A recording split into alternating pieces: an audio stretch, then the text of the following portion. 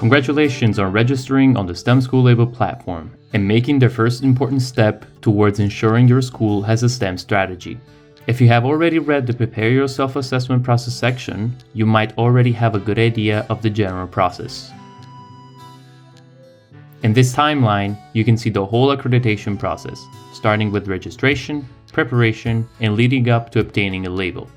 It will allow you to understand when and under what conditions you can reapply on behalf of your school for a more advanced label.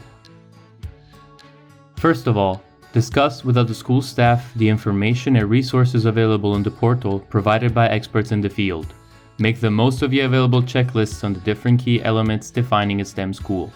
Each checklist contains 10 statements that correspond to concrete activities your school can implement related to one of the key elements defining a STEM school. They will help you prepare your school's internal planning, as you will be following the application process and you will see which type of activities you can implement to have a good score when submitting your application.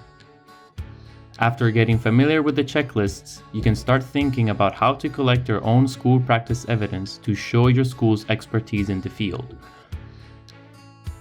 The school practice evidence you submit can be any document which can testify to the answers to the self-assessment form and your activities related to a specific criterion.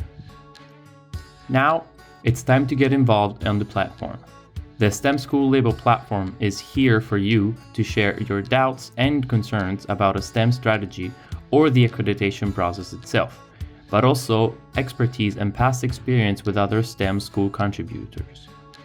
Take advantage of the forum area, where you can ask questions, see what other schools are worried about, or simply introduce yourself.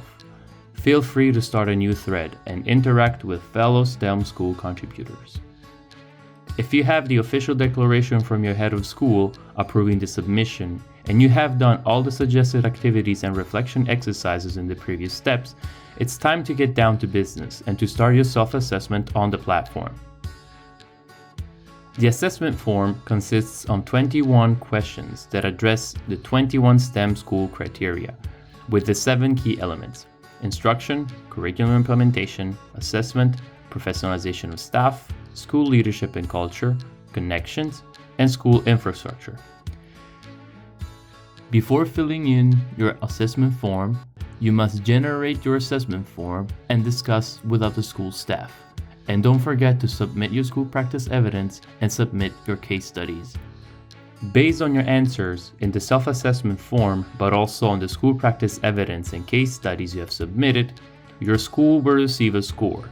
Depending on that score, your school will be able to receive one of the labels: competent, proficient, and expert. Please remember, the label depends on the assessment form score, school practice evidence submission, and active contribution to the STEM school label activities.